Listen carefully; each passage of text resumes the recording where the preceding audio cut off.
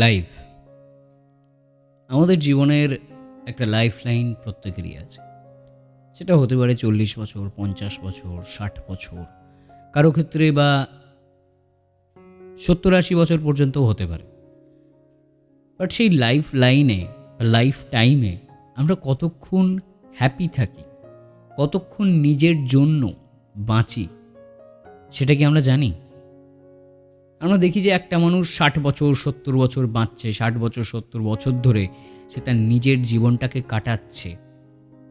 কিন্তু এটাও তো অনেকের ক্ষেত্রেও হয়েছে যে 60 বছর ধরে সে একটা বন্দি জীবন কাটাচ্ছে। অনেক মানুষ তো জেলেই রয়েছে 14 বছর, 15 বছর, কারো ক্ষেত্রে 50 বছর ধরে। তার মানে সে কি 70 বছর ধরে বেঁচেছে, না 70 বছরের ভিতরে 20 বছর বেঁচেছে, বাকি 50 বছর তার জেলে কেটেছে? এই থিওরিটা আগে ক্লিয়ার না হলে এই বিষয়টা বোঝা যাবে না। তার মানে সে 20 বছর বেঁচেছে জেলের বাইরে, আর 50টা বছর সে বন্দি জীবন কাটিয়েছে একটা ঘরের ভিতর, যেখানে সে তার ইচ্ছে মতো কোনো কিছু করতে পারেনি, সে করতে চেয়েও পারেনি। আমরা প্রতিটা মানুষই আমাদের জীবনের এই লাইফ টাইমে একটা একটা করে নিজের মতো করে সময়, নিজের প্রিয়জনের মতো করে সময় কাটাই। তার ভিতর কিছুটা নিজের জন্য দিই। শুনতে অকওয়ার্ড লাগলেও এটা সত্যি যে কিছুটা সময় আমরা নিজের জন্য দিই, বাকি সমস্তটা সময় আমরা অন্যের জন্য দিই, অন্যের কথা মতো দিই, অন্যের কথা রাখতে গিয়ে দিই এবং অন্যের হিসেবে চলতে গিয়ে দিই। আমরা যদি 50 বছর বাঁচি কি 60 বছর বাঁচি, তার ভিতর অজ্ঞানে চলে যায় 15-16 বছর। তারপর যখন জ্ঞান হয়, তারপরে একটা রিলেশনশিপ হয়, তারপরে স্টাডি হয়, নিজের জার্নি হয়, নিজেকে এস্টাবলিশ করার ব্যাপার আসে, তারপরে গিয়ে তো বাঁচা। সেই বাঁচাটা কত বছর হয় নিজের জন্য? নিজের হিসেব করলে দেখা যাবে যে 365 দিন, অর্থাৎ গোটা একটা বছরও আমরা বাঁচি না কেবল নিজের জন্য। বাকি সব সময় তো সবার জন্য বাঁচছি, সবার কথা রেখে যাচ্ছি, সবার হয়ে কাজ করে যাচ্ছি, ছেলে হই বা মেয়ে হই। এই কথাটা কিন্তু ঠিক।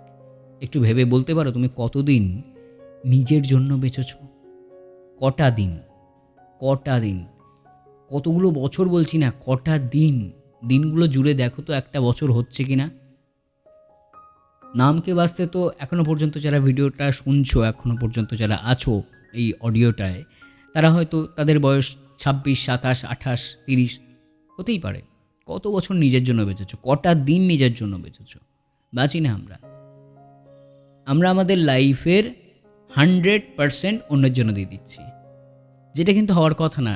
ঠিক এই কারণেই কোন মানুষটা আমাদের সঙ্গে থাকলো, কোন মানুষটা আমাদের সঙ্গে থাকলো না, কোন মানুষটা আমাদেরকে ইম্পর্টেন্স দিল, কোন মানুষটা আমাদেরকে ইম্পর্টেন্স দিল না, এই সমস্ত আজাইরা ফালতু বিষয় নিয়ে আমরা ঘেঁটে ঘেঁটে আমাদের লাইফের নিজের জন্য যে সময়টা, সেটাকেও নষ্ট করে দিই, সেটাকেও মানে কোনো কাজে লাগাই না, সেটাকেও ইউজলেস করে দিই। এটা বিচ্ছিরিভাবে সময় কাটাই। যে মানুষটা আমাদেরকে ভেঙে দিয়ে চলে যাচ্ছে, সেই মানুষটা কিন্তু পিছন ফিরে ঘুরে দেখছে না যে আমরা খেলাম কি না খেলাম, আমরা ঠিক করে আমাদের ঘুমটা ঘুমোলাম কি না ঘুমোলাম, আমরা আমাদের কাজে ফোকাস করতে পারছি কি না, তার দিক থেকে ডিফোকাসড হয়েছে কি না, কি অন্য কোথাও আমাদের মনটাকে লাগিয়ে দিচ্ছি কি না, কিছুই দেখতে আসে না। হার্শ রিয়ালিটি ইজ দিস, সে কিন্তু কিছুই দেখতে আসে না। সে সম্পূর্ণ সম্পূর্ণ স্বার্থপরের মতো চলে যায়। এখানে অনেক কথা উঠতেই পারে যে প্রতিটা মানুষ স্বার্থপর নয়। তাহলে প্রতিটা মানুষ কি? প্রতিটা মানুষের এক্সিস্টেন্স কি আছে? তার আমাকে ছেড়ে যাওয়ার পিছনে বা আমার তাকে ছেড়ে আসার পিছনে আমার কোন লজিকটা কাজ করছে? সে মানুষটা কুঁড়ে? না। সে মানুষটা কি সেই মানুষটার কি কোনো অ্যাম্বিশন নেই? তাও নয়। তাহলে কি? তাহলে বিষয়টা এটাই দাঁড়াচ্ছে যে আমি যদি কাউকে ছেড়ে আসি, আমি বেটার, তার থেকে বেটার কাউকে দেখতে পেয়েছি বলে সে অতটা চোখে লাগছে না, তারপরে সেই বেটারকে সারাক্ষণ দেখতে ইচ্ছে করছে, বেটারের সঙ্গে সারাক্ষণ থাকতে ইচ্ছে করছে, বেটারকে নিয়ে চলতে ইচ্ছে করছে, বেটারকে নিয়ে আরও বেটার ফিউচার আমার দেখতে ইচ্ছে করছে, বেটার ফিউচারকে আমি ভিজুয়ালাইজ করতে পারছি বলে একে ভালো লাগছে না, যার কারণে আমি ইনডিরেক্টলি বলছি যে I am not in this relationship, we think breakup, or I think we should break up. এটাই হয়, ইচ অ্যান্ড এভরি রিলেশনশিপের ক্ষেত্রে এটাই হয়, এটাই হচ্ছে এবং এটা আগামী দিনেও হবে। এই ভিডিওটা শোনার পর বা এই অডিওটা শোনার পর যে সব কিছু বদলে যাবে এমনটা নয়, এটাই হয়, এটাই হচ্ছে। Harsh reality is this. যদি দুটো মানুষই একই সঙ্গে সম্পর্কে আসে, আর যদি প্রথম থেকেই সম্পর্ক নেই, জাস্ট পছন্দের ক্ষেত্রে কিছু বলা যায় না। জাস্ট পছন্দটা এমনি, ওই এক পক্ষের ভালোবাসা চিরকালই সব সুন্দর, চিরকালই বিশাল পিওর জিনিস, সেই বিষয় নিয়ে ঘাটাঘাটি করতে আসিনি, সেই বিষয় নিয়ে ঘাটাঘাটি করতেও চাই না। বাট যে কথাটা,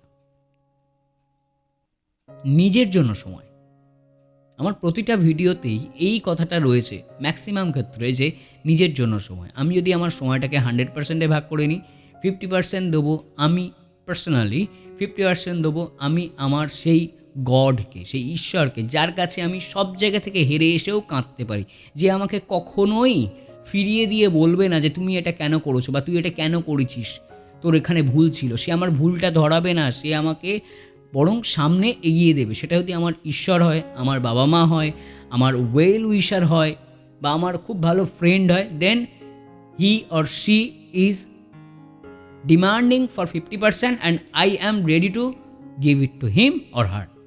50% তার, বাকি 30% থাকবে আমার ফ্যামিলি, আমার ভেরি নিয়ারেস্ট, আমার সেলফ, মানে মাই সেলফকে ঘিরে যতটা আছে। আর অনলি 20% থাকবে সেই মানুষটার জন্য, যাকে আমি খুব স্পেশাল ভেবেছি বলেই তো শুধু 20% দিচ্ছি। যে 20%-এর ভিতরে অন্য কারোর হাত নেই, যে 20%টা সে যদি আমাকে ভেঙে দিয়েও চলে যায়, আমার ভিতর থেকে শুধু 20% ভেঙে যাবে, আমার ভিতর থেকে কিন্তু টোটাল 100% ভেঙে যাবে না, অনলি 20% ভেঙে যাবে। সেই অনলি 20%কে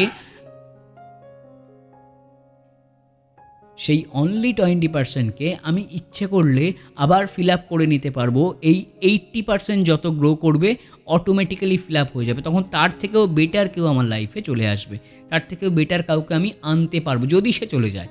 আর যদি সে থেকে যায় তাহলে তাকে বেটার করার চেষ্টা করব, না কি আমি তাকে রিপ্লেস করে দেবো অন্য জায়গার থেকে বেটার, না, তাকে বেটার করার চেষ্টা করব। আর তাকে বেটার করার চেষ্টা করার আগে আমি নিজেকে বেটার করব। দিস ইজ দ্য মেন ফান্ডা। কেঁদে লাভ নেই, কেঁদে কিচ্ছু হবে না, কেউ বুঝবে না।